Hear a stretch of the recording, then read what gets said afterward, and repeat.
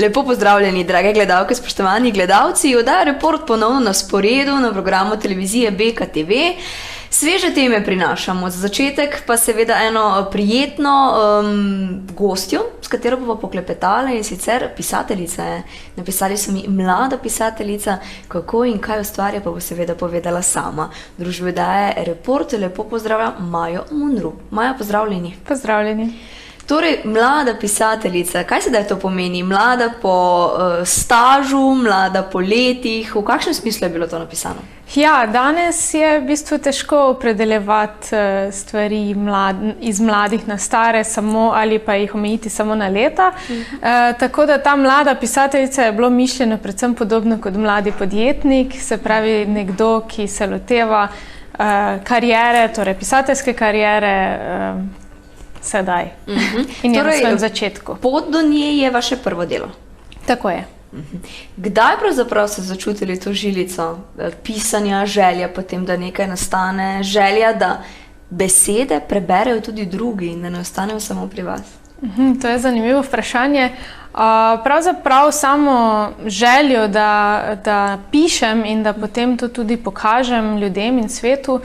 Ta želja se je pojavila že zelo zgodaj, bi rekla že kar v osnovni šoli, ko sem, kako bi rekla, uživala sem v bistvu prvo pozornost ob najboljšem spisu v razredu in potem sem kar nekako ohranjala to svojo pisateljsko žilico v sebi, vedno znova, ko se je pojavila priložnost, tudi nekako sem dobivala potrditve od učiteljic slovenščine, vedno znova. Ena izmed njih me je tudi že v 5. razredu prijavila na razpis, evropski razpis je bil nekakšen pač za literarna dela, kjer sem prejela tudi nagrado. In do takrat sem v bistvu že zelo močno čutila to potrebo in to željo, da bi jaz bila pa pisateljica. Je pa res, da se je to vmes nekako poizgubilo, ker sem dejansko začela verjeti v to, v ta pregovor ali pa to misel, da v bistvu kot pisatelj se ne da živeti. Tako da sem nekako potem svoje interese vseeno preusmerila v druge vode in nekoliko potlačila pisanje, vse tam do pred kratkim, bi rekla, kakšne 3-4 leta nazaj, ko sem nekako spet začutila, da bi pa pisala in sem začela v bistvu objavljati najprej svoje zapiske na blogu in ko se je v bistvu pokazal interes bralcev in ko sem dobila zelo dobre povratne informacije, da to, kar pišem, je dobro in ljudje želijo brati in želijo brati še več, sem ponovno začela dobivati v bistvu zaupanje samo v sebe in v svoje pisanje in ponovno se je v meni začela prebujati ta strast.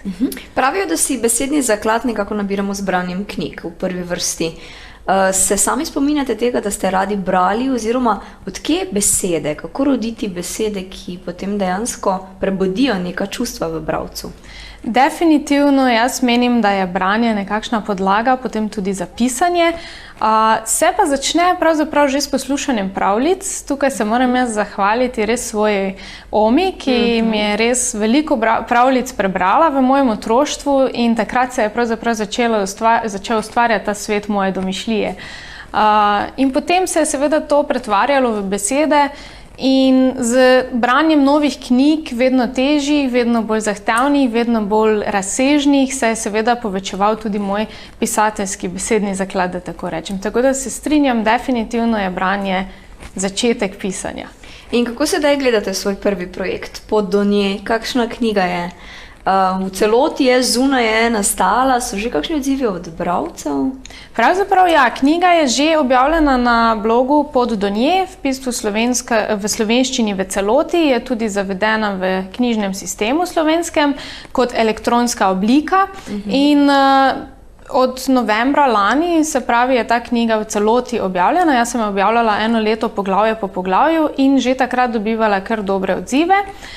Seveda pa zdaj, ko je knjiga napisana, sem nekako še bolj promovirala to knjigo in bralce še bolj spodbujala, ne samo tiste, ki so že sledilci mojega bloga ali pa so že na moji mailing listi, da tako rečem, ampak tudi po socialnih omrežjih in sicer in nekako dobila mnoge povratne informacije, med drugim je tudi knjigo prebral in potrdil zelo lepo Uroš Perič, kar mi je še v posebno čast in tako da ja, dobivam zelo dobre odzive perspektive in to je bil pravzaprav tudi spet, da tako rečem, nekakšen kick, da na zadevo pogledam širše, kot pa samo z objavo na blogu. Sedaj že kar cel čas klepetava o vas, skušam pravzaprav preko vašega pogovora, besed, torej karakterja, ugotavljati, kakšna je vsebina knjige.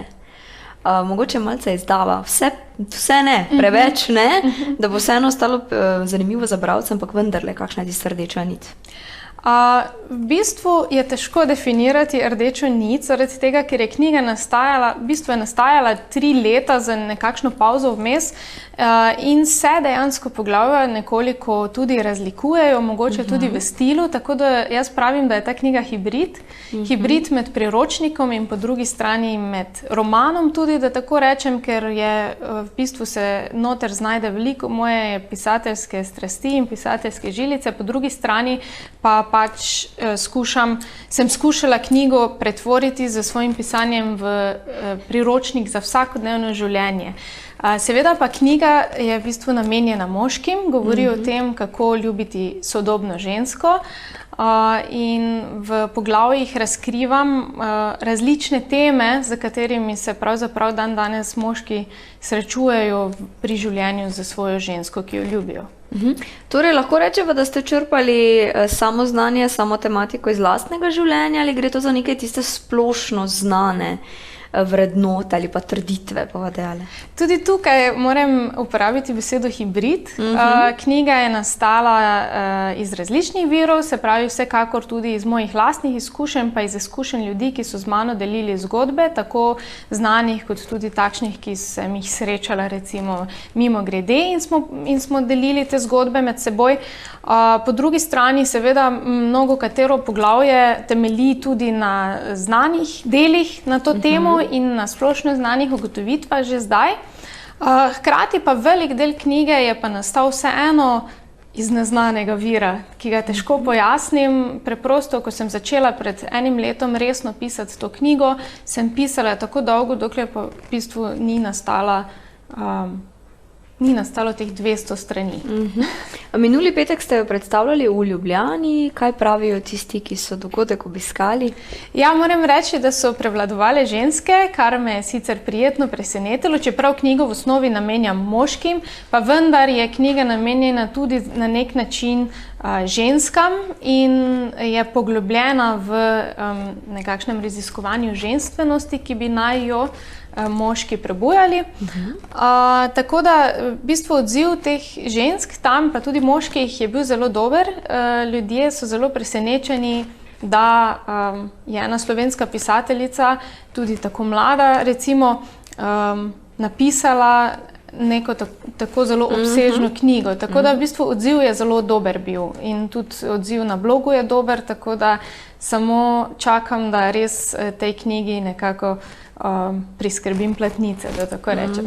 Odlično, torej v bistvu definitivno to ena dobra pobuda, povod za ustvarjanje naprej. Kaj pa sicer Kickstarter projekt? Kaj pravzaprav to pomeni? Ja, no jaz sem se odločila, da bi knjigo promovirala na Kickstarterju. Kickstarter je pravzaprav internetna platforma za množično zbiranje sredstev za kreativne pa tudi inovativne projekte. Tam se prijavljajo recimo lahko knjige, tako kot moj projekt, ali pa tudi druga umetniška dela ali pa umetniški projekti, pa tudi inovativni projekti z področja podjetništva. Zato sem se odločila pravzaprav zato, ker iščem sredstva za to, da bi knjigo prevedla v angleščino in jo tako spravila okoli sveta. Zdi se mi, da je tema in sporočilo knjige zelo široko in da je v bistvu primerno za širši svet. Ne želite, da ostane za okovi Slovenije, ne? Točno tako, točno tako. Tako da sem se zato odločila tudi za Kickstarter, ker je to takšna platforma, ki jo potem obiskujejo v bistvu ljudje iz celega sveta in tam imajo ljudje možnost podpreti finančno z različnimi investicijami, tam od recimo 5 evrov oziroma dolarjev, odvisno od kod se prijavlja projekt, pa tudi do 1000–1500 dolarjev, kolikor pač kdo čuti, da bi lahko ali pa želel dati za določen projekt. Obstajajo kakšni pogoji, kdo se lahko na to prijavi? Nekakšni pogoji obstajajo bolj v smislu tega, da Kickstarter ni namenjen dobrodelnim projektom, se pravi, vedno gre za nekakšen produkt oziroma za nekakšen projekt, ki na koncu vseeno pomeni profitabilno situacijo, ali da se tako izrazim. Drugače pa se lahko v bistvu prijavi vsak.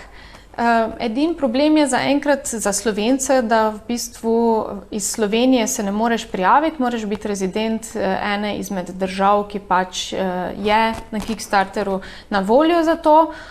Tako da jaz se v bistvu prijavljam v Avstriji. Aha, torej iz Dunaja. Razumljivo. Torej, to je pravzaprav na nek način že ena želja, že en načrt za prihodnost, da torej knjiga zaokroži tudi po celem svetu. Kaj še? Kje je tisti cilj? Kaj želite doseči? Oziroma, zdaj ste mogoče že dobili tisti občutek, kaj pomeni v Sloveniji biti pisatelj. Kako nadgraditi to stopnjo?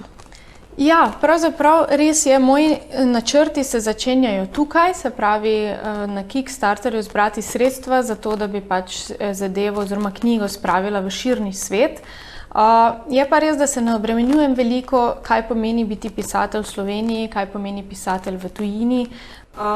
Namreč preprosto živim to zgodbo, napisala sem knjigo z čistim navdihom, brez posebne želje po zaslužku. Moja edina želja je resnično bila napisati to, kar je v moji glavi in to sporočilo potem spraviti med ljudi. Še vedno to je moja zgodba. Vsekakor pa seveda, če se vrnemo na tisto, da kot pisatelj ne moreš dobro živeti, nekako vseeno se borim s to mislijo oziroma s tem stereotipom in si ga vseeno globoko v sebi želim premagati. Tako da iščem poti in načine. Kickstarter je že ena izmed takih inovativnih poti, kako v bistvu se zoperstaviti temu stereotipu in vseeno mogoče najti pot na pisateljski način. Odlično, mi vam vsekakor želimo veliko uspeha, veliko navdiha.